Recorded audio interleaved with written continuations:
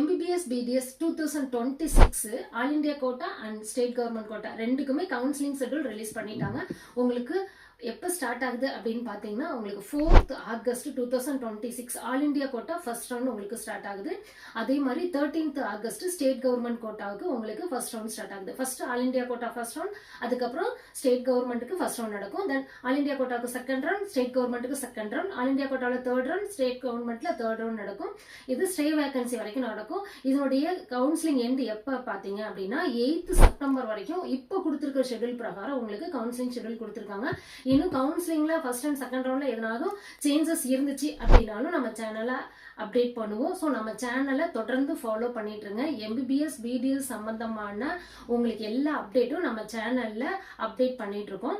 அது மட்டும் இல்ல, இப்போ நீங்க ஆல் இந்தியா கோட்டாவில் பார்ட்டிசிபேட் பண்ணணும், நீங்க டீம்டு யூனிவர்சிட்டியில பார்ட்டிசிபேட் பண்ற மாதிரி இருந்துச்சுன்னா கவுன்சிலிங் ஃபீஸ் 2 lakh ரெடி பண்ணி வச்சுக்கோங்க. கவர்மெண்ட் காலேஜஸ்க்கு 5,000 ரெடி பண்ணிக்கோங்க. அதே மாதிரி TN மெடிக்கல்ல ஸ்டேட் கவர்மெண்ட்ல நீங்க மேனேஜ்மெண்ட் கோட்டாவுக்கு போகணும் அப்படின்னா 1 lakh ரெடி பண்ணிக்கோங்க கவுன்சிலிங் ஃபீஸ். அதே மாதிரி நீங்க கவர்மெண்ட் கோட்டாவுக்கு பார்ட்டிசிபேட் பண்ணணும் அப்படின்னா 30,000 ரெடி பண்ணிக்கோங்க. ஸோ இந்த கவுன்சிலிங் ஃபீஸ் எல்லாமே நீங்க ரெடியா வச்சுட்டு அதுக்கப்புறம் தான் நீங்க கவுன்சிலிங்ல பார்ட்டிசிபேட் பண்ண முடியும்.